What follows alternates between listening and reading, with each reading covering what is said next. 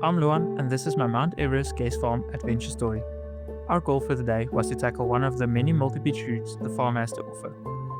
Nestled among three towering mountains, this place is uniquely scenic. If you are curious about what else Mount Everest Guest Farm has in store, I'll link their website in the description. The plan was simple: start early, tackle the climb, enjoy the day. But as they say, the best laid plans of mice and men often goes awry. For comparison, here I am standing on the first beach of Rhino on the City Hall steps, the route we planned to climb.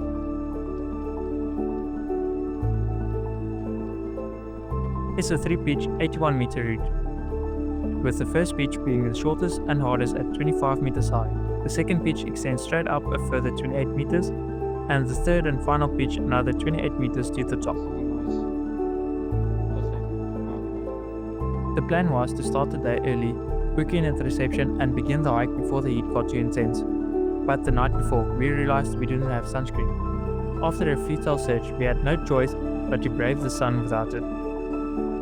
To warm up, we decided to start on some sport routes at the Serengeti slab boulder, since for some reason when I'm outdoors, I seem to forget how to climb. However, after about 40 minutes of wandering around checking sport routes, we couldn't find the right boulder. If anyone watching knows where it is, I'd really appreciate some help locating it. With the sun blazing down, we decided to move on and start the multi-beach climb. After a short hike, we began gearing up, flaking the rope, and packing essentials. Water to stay hydrated, food for lunch at the top, shoes in case we had to hike down, and of course, our camera gear. The climb started on a golden ground sandstone slab next to the water streak. The first bolt was high off the ground, but with solid handholds and good foot placement, it was manageable, though it was no indicator of what laid ahead.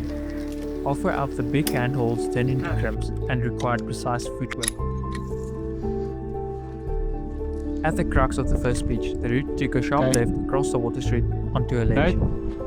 Up to this point, I haven't felt particularly high off the ground, but looking down at Anko, who was 20 meters below, I realized I'd already climbed the length of a typical sport route. Regaining my composure, I pushed through and reached the anchor.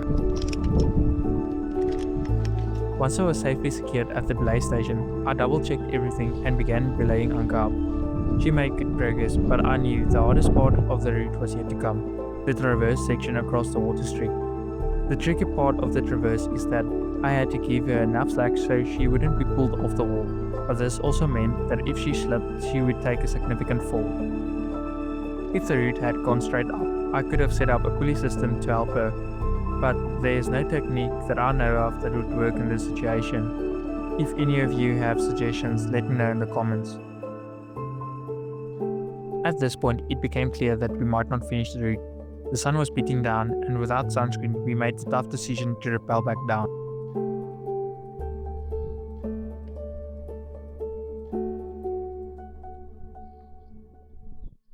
With heavy hearts, we descended a hike back to reflect on what we do differently next time. They didn't turn out as we hoped, but we learned a lot and we'll be back stronger.